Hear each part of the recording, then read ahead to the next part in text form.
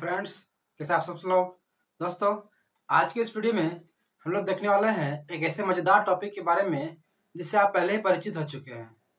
जी हाँ, मैं बात करने वाला हूँ गुरुत्वाकर्षण के बारे में। दोस्तों, ग्रेविटेशन, गुरुत्वाकर्षण क्या होता है? गुरुत्वाकर्षण आखिर जब कोई चीज हम लोग ऊपर फेंकते हैं तो आखिर वो नीचे ही क्यों गिरता है? पेड़ से फल नीचे ही क्यों गिरता है? तो आइए जानते हैं इस चीज के बारे में। तो हमारा टॉपिक आज का गुरुत्वाकर्षण। गुरुत्वाकर्षण,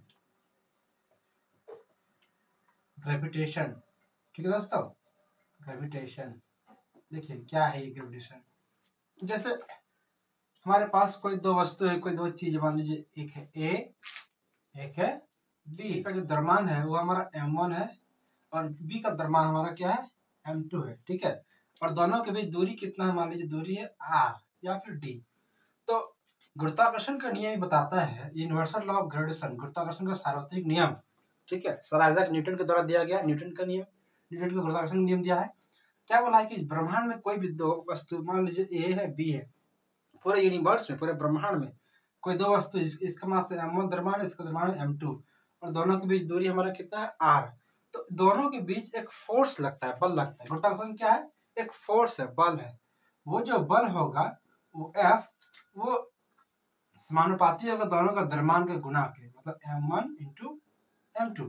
और क्या बोला है? और बोला है कि जो द्रव्यमान है, ये बल है, वो दोनों के बीच का दूरी उसका व्युत्क्रमानुपाती का स्क्वायर होगा, 1/r²। ठीक है, अब ये दोनों का जो कंबाइन करें तो हमारा क्या आएगा? हमारा आएगा F प्रोपोर्शनल m1 m2 बटा r²।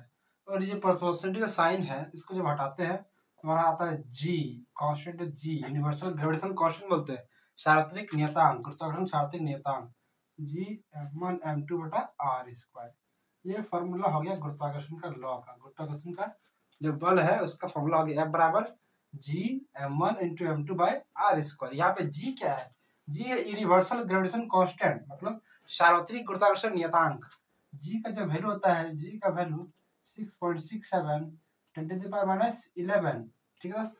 अब चलिए इसको हम लोग यूनिट निकालने का प्रयास करते हैं। ये कैपिटल G है, इसका यूनिट कैसे निकलेगा उसको हम लोग देखते हैं। हमारा नेक्स्ट टॉपिक होगा गुरुत्वीय त्वरण के बारे में, स्मॉल जी। कैपिटल जी तो हम लोग देख चुके हैं, अब लोग स्मॉल जी को देखते हैं कि आखिर स्मॉल जी होता क्या है। ठीक है, दोनों में डिफरेंस हमको मालूम होना चाहिए। ठीक है दोस्तों, देखिए जो पृथ्वी है, एक मान लीजिए एक बॉडी पृथ्वी है, दो वस्तु में से एक वस्तु पृथ्वी है, मतलब पृथ्वी अर्थ, और एक वस्तु कोई मान लीजिए बी है यहाँ पे, या ए, जो भी लीजिएगा। तो दो वस्तु में से एक वस्तु जो ए है, पहला वस्तु मान लीजिए वो पृथ्वी है, कोई एक वस्तु पृथ्वी है और दूसरा वस्तु कोई दूसरा वस्तु है, तो तब जो लगेगा गुरुत्वाकर्षण बल, तो उसका जो त्वरण होगा, बल जो लग रहा है तो हम लोग पढ़ चुके हैं लास्ट चैप्टर में, F बराबर ma। बल लग रहा था, त्वरण भी वहां पर लगेगा, तो तब जो त्वरण होगा उसको बोलेंगे गुरुत्वीय त्वरण, स्मॉल जी, इसको बोलते हैं स्मॉल जी। ठीक है दोस्तों, इसको स्मॉल जी बोलते हैं, वो कैपिटल जी था। स्मॉल जी का वैल्यू जनरली होता है कितना? 9.8 मीटर पर सेकंड स्क्वायर। अब बोलिए कि मीटर पर सेकंड स्क्वायर क्यों दिए? क्योंकि ये क्या है? त्वरण है ना दोस्तों। ए का मतलब क्या? त्वरण था, तो त्वरण का मतलब क्या था? मीटर पर सेकंड स्क्वायर, इसलिए हम इसको मीटर पर सेकंड स्क्वायर दिए हैं। इसको आप आसानी से याद रख सकते हैं, कहीं भूलिएगा तो इसका कंसेप्ट यही है कि स्मॉल जी है क्या? वो त्वरण है, और त्वरण की मात्रा क्या होता है? मीटर पर सेकंड स्क्वायर, इसीलिए मैंने इसकी मात्रा मीटर पर सेकंड स्क्वायर लिखा है। जी का नॉर्मल वैल्यू 9.8 होता है, लेकिन इसका जगह पे प्लेस चेंज होने से इसका वैल्यू भी चेंज होता है। ठीक दोस्तों, कभी कभी हम इसको जी का वैल्यू बुक में दिया तो कभी कभी उसको 10 लिख देते हैं, 10 मीटर पर सेकंड स्क्वायर। आपने देखा होगा, न्यूमेरिकल में आप सॉल्व करेंगे, हम लोग आगे आगे क्लास में उनको सॉल्व करेंगे तो देखेंगे, तो लगभग इसको 10 लिया जाता है किसी किसी क्वेश्चन में, या किसी किसी में 9.7 भी होता है। मतलब प्लेस टू प्लेस इसका वैल्यू चेंज होता है। ठीक है, लेकिन जो कैपिटल जी का वैल्यू है उसका वैल्यू फिक्स है, उसका वैल्यू 6.67 10⁻11 मीटर स्क्वायर पर केजी स्क्वायर। ठीक दोस्तों, लेकिन स्मॉल जी का वैल्यू क्या है? वेरिएबल है, जनरली लेते हैं 9.8 मीटर पर सेकंड स्क्वायर। ठीक है दोस्तों, अब देखेंगे हम लोग कि कैपिटल जी और स्मॉल जी में कुछ रिलेशन है, उस रिलेशन को देखते हैं। नेक्स्ट टॉपिक है कैपिटल जी और स्मॉल जी में क्या संबंध है, रिलेशन क्या है स्मॉल जी और कैपिटल जी में, देखते हैं। आइए, जब हम लोग कैपिटल जी स्मॉल जी की बात करते हैं तो हम लोग जब ये लेते हैं अर्थ, पृथ्वी, ठीक है, इसका त्रिज्या मान लेते हैं r है, इसका त्रिज्या, और इसका द्रव्यमान कितना है? Capital M। ठीक है दोस्तों, तो एक वस्तु यहाँ पर रखा हुआ है, इसका द्रव्यमान कितना है? Small m। ठीक है, त्रिज्या इसको r मान लिए, पृथ्वी त्रिज्या सेम होगा 17 से। देखिए फिलहाल, हालांकि 17 से सेम नहीं होता, लेकिन फिलहाल हम लोग इसको सेम मान लेते हैं। देखिए क्या होता है हमारा F बराबर क्या होता है फॉर्मूला? G एम और M capital M into small M. ठीक है दोस्तों, आगे क्या है भाई आर स्क्वायर, इसको इक्वेशन 1 किए। अब देखिए, अब पृथ्वी का त्वरण त्वरण हम लोग क्या लेंगे, ए बराबर क्या लेंगे जी लेंगे, क्योंकि पृथ्वी केस में अर्थ केस में होता है क्या, जो त्वरण होता है जी हो जाता है।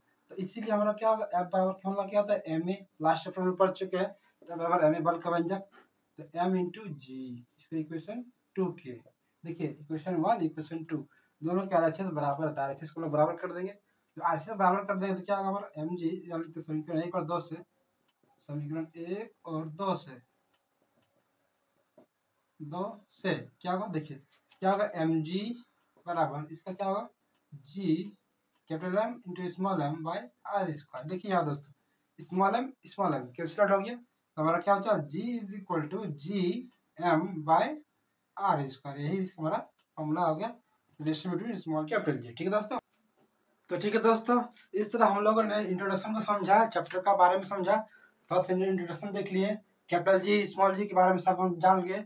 दोस्तों क्लास को हम लोग यही पे एंड करते हैं, क्लास को कैसा लगा कमेंट मुझे बताइएगा, यदि आपको कोई डाउट है तो कमेंट कीजिएगा, चैनल पर नए चैनल को सब्सक्राइब कीजिए, लाइक कीजिए, दोस्तों के साथ शेयर कीजिए। ठीक है दोस्तों, जय हिंद।